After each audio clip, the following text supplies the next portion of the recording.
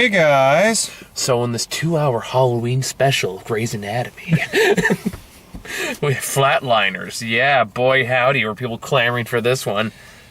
Well, apparently a fair amount here because our theater was pretty packed. Yeah, I was like, how did this movie only got like 6 million last month? How is it this fucking busy? I don't know, I guess people have nothing better to do on a Sunday afternoon. Clearly.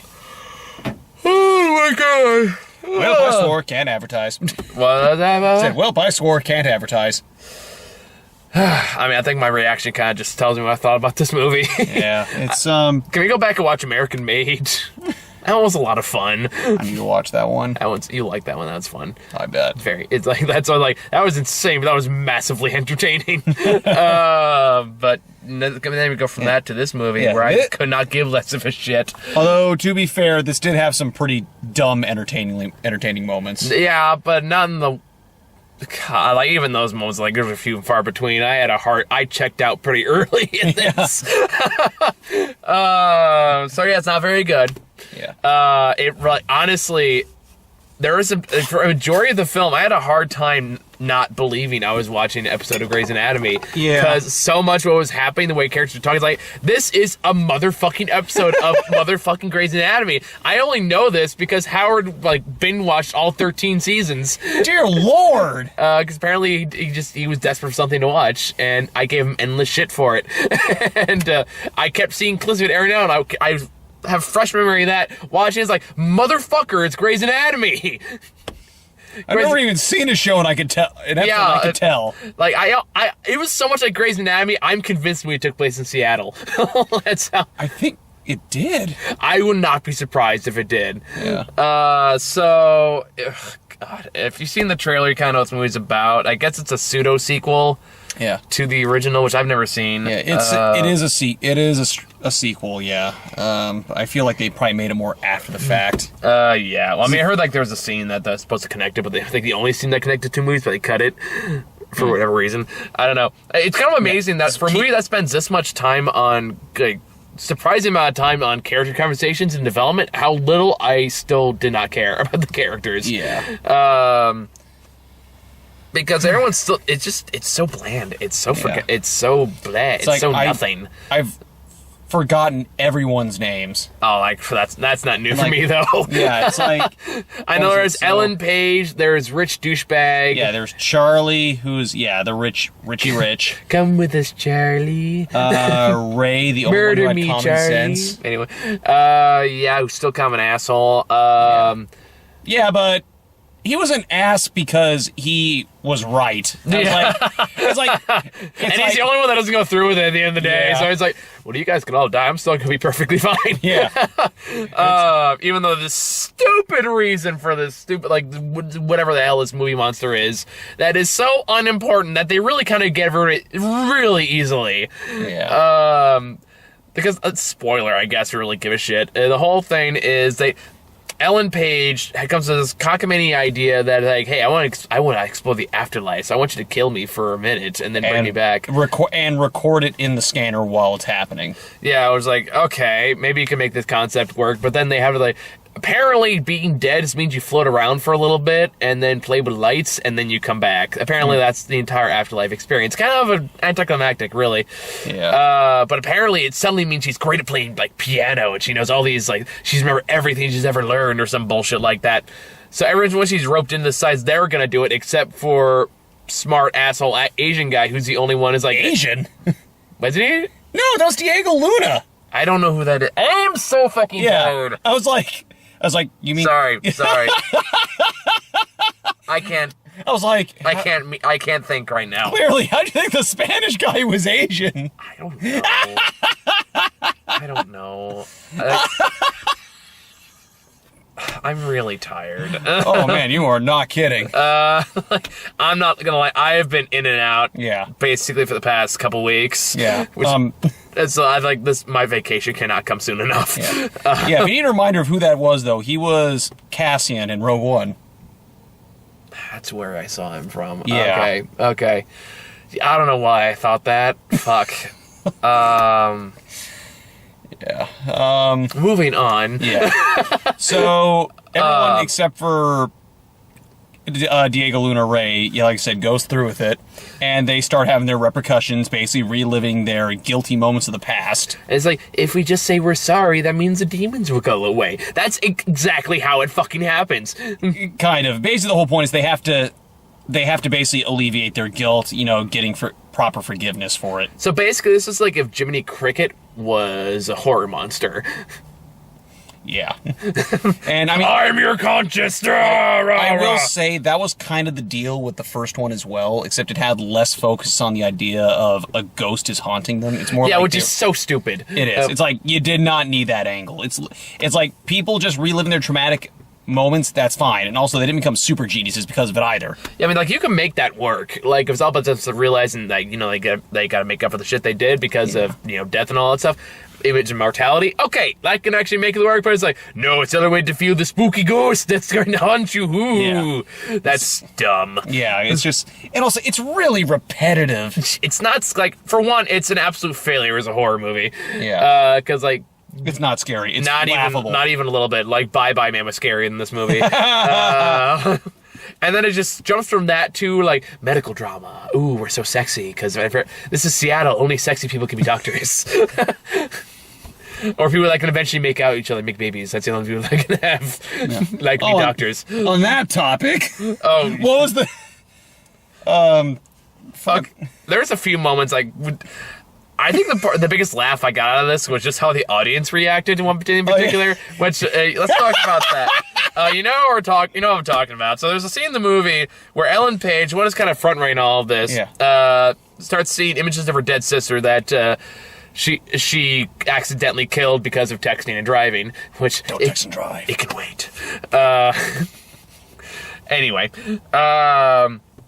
So one time she's sitting in an apartment, she starts seeing things, and then like her old school radio, which I guess she just has for reasons, starts playing If You're Happy and You Know It. So every time it's like, if you go, if you're happy and you know it, clap your hands. And all of a sudden we hear in the back of the theater, even I joined in the end. Yeah, and at that point, that just kind of built up the anticipation for the scene, because we're all kind of like, every time we hear, if you're happy and you know it,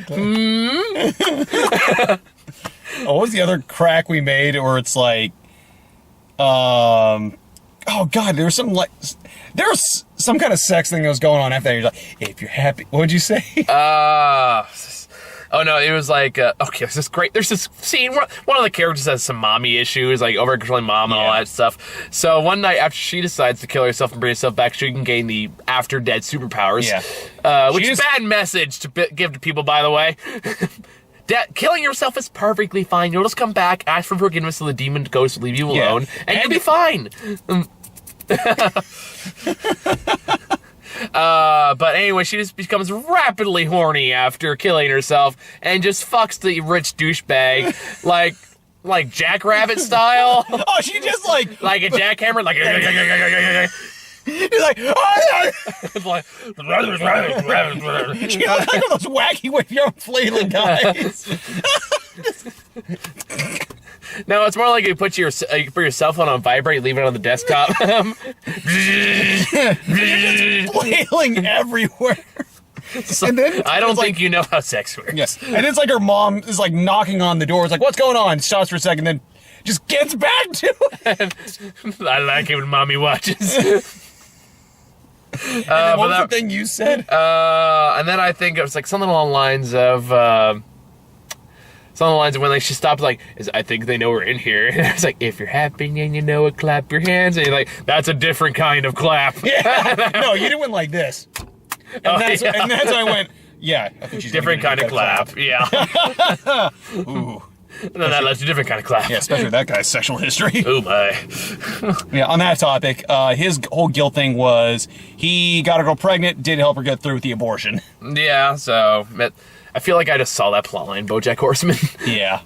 And then at some point, here's one of the more ridiculous moments of him, was like, at some point, like, he's being haunted by the ghost, and he gets stabbed in the hand while he's escaping. And then it just cuts to them in like a restaurant, like literally seconds later. So it built up this whole horror thing where like, he's being haunted by the girl he left behind. And then at one point he ends up falling in the water. He starts climbing back up. He gets stabbed. Goes ah! Cut to that's a very serious video on a phone. And he's there. It's not like they go, what happened to Brad? It's like no, he's watching the video with them. So at no point. There was no in between. He was like, I'm fine. What are you guys looking at? Yeah. And then after they watch the video, it's like, oh, by the way, I got stabbed. Did anyone notice my giant hand bandage? No. Well, you guys are selfish pricks. Yeah. And some more spoilers. Again, like you're going to see this. Yeah. What's her face dies? Ellen Page. Oh yeah. She wasn't happy. She didn't clap her hands. Yeah, she basically gets pushed off by her ghost sister and falls off her fire escape thing. Also, I forgot to mention Kiefer Sutherland's also in this movie reprising his character. Yeah. The one he kind of looks like a Bond villain. The more I think about it.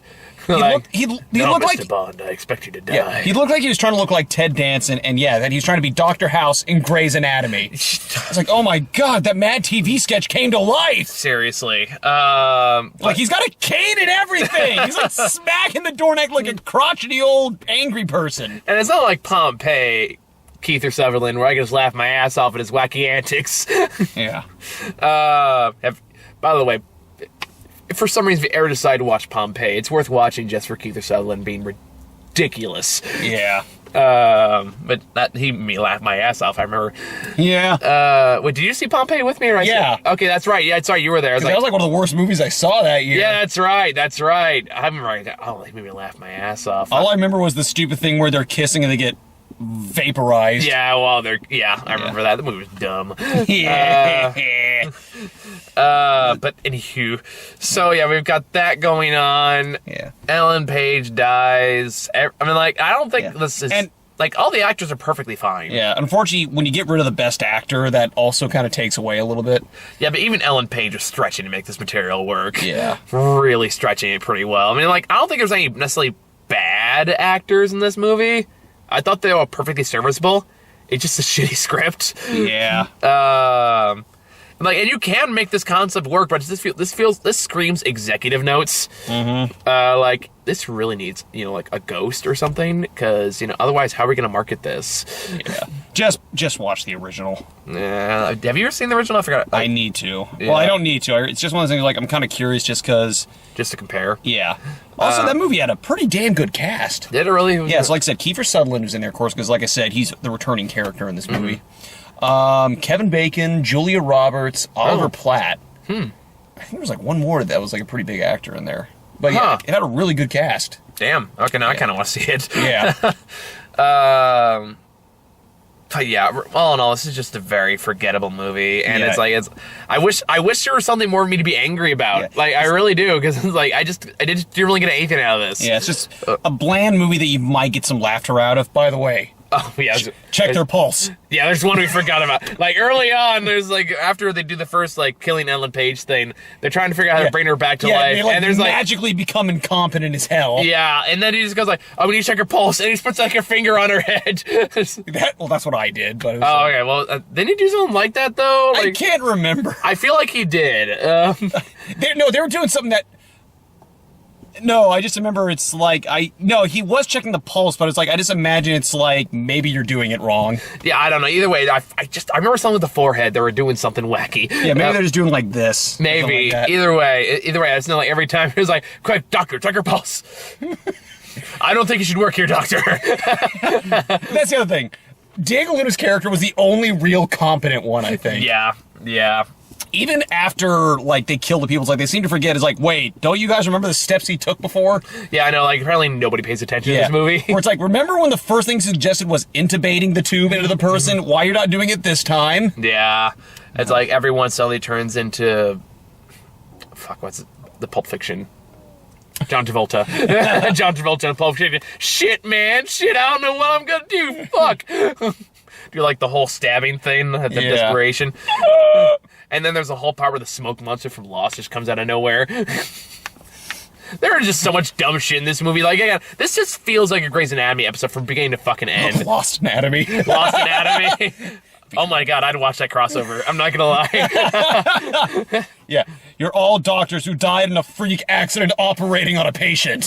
What happened? You now in Lost Limbo. Yeah, you got caved in on. You got shocked when you used the electric paddles. You for some reason got high and injected yourself with adrenaline. What happened to me? You slipped on a wet floor. Janitor.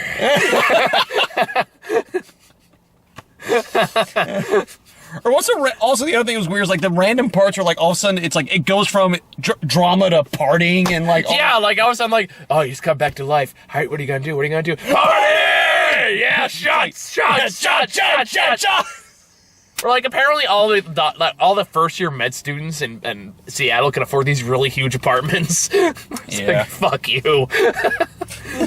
That was more of a personal dick, though. That was more something that bothered me because I've looked at prices in Seattle. They're better than California, much better. But I don't think you're gonna be able to afford 1,200 square foot. Yeah. Like, good lord, it's like you have 1,300 foot square apartments or something. Like, fuck you. I don't know. Maybe first year med students get paid really well. I don't know. Anyway, I can't really think of anything else to talk about. Can you? Nah, like I said, this movie's just really bland, but sometimes pretty hilarious, especially when you find shit to riff on. I mean, we kind of point out, the best riffs we can think of. And, if I wasn't so fucking tired, apparently, to recognize race and all that, I'm sure I'd probably think of more, but... Yeah. Apparently, I'm so incompetent at the moment that I just really need to go home. So, let's move on to trailers. What do we get? So, first one was Thank You for Your Service, which we've talked about. Yeah. Happy Death Day. We also talked about that one. Mm-hmm. This was a new one. Oh, is that the Spanish one? Yeah, How to Break Up with Your Douchebag. Yeah, me and Matt got that from American Made. That one just... It looks like it exists. I don't know. I kind of relate to that one on a personal level. I'm not going to lie. As someone who is basically that person going, why the hell are you with this guy? Yeah. To all my friends. Not openly, usually. Yeah. But usually kind of like, okay, how do I flip this so they see it? Never works. Never, ever works. Moral of the story really goes to, if your friend wants to date a douchebag, they're going to date a douchebag. Not a damn thing you can do about it. Only the Brave was the next one. Yeah, that's the fireman one. Yeah. That one could be decent. I don't know. Yeah, it has a good cast. I mean, Miles Teller, Josh Brolin. Yeah, but here's the thing. Is Miles Teller really a good actor? No, he is. I think he's a good actor. He just doesn't always pick the best parts. When was the last good Miles Teller movie you saw? I can't remember off the top of my head. Exactly. Like, case in point, he actually did a good job in that meh movie where he was the gun runner. Yeah, War Dogs. Thank you. He did a good job in that. It's just, like I said, the movie itself was pretty weak. Yeah, I just don't buy him as a serious dramatic actor, though. I just don't. Yeah. I remember his big one was The Spectacular Now? I know a lot. 21 and Over I hated. Huh? 21 and Over I hated. I know your reasons why. Fan 4 Stick. Oh, God. War Dogs. War Dogs. It's like I said, I've seen him in good things, and he does a good job when you give him the right material. It's just... I don't know.